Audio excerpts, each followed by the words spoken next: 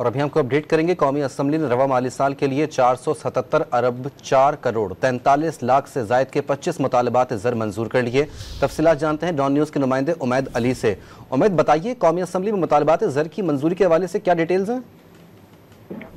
जी देखिए, बिल्कुल आज कौमी असम्बली में जो है वफाकी बजट 2024-25 को भी मंजूर कर लिया गया है। ताहम इस हवाले से जो मुतालबात ज़र के जो सप्लीमेंट्री ग्रांट थे उन्हें भी जो है वो मंजूर कर लिया गया है।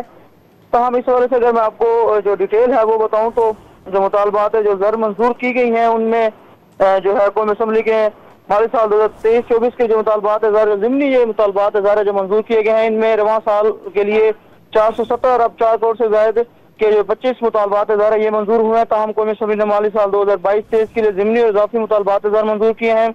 माली साल 2022-23 के लिए 740 अरब 72 करोड़ रुपए से जायद के 53 जो ज़िमनी मुतालबात ज़र ये मंजूर हुए हैं। ताहम माली साल 2022-23 के लिए 141 अरब 20 करोड़ रुपए से जायद के 26 जो इजाफी मुतालबात ज़र ये भी मंजूर कर लिए गए हैं। जी, 26 इजाफी मुतालबात ज़र मंजूर कर लिए गए हैं। उमैद अली अपडेट कर रहे थे, बहुत शुक्रिया।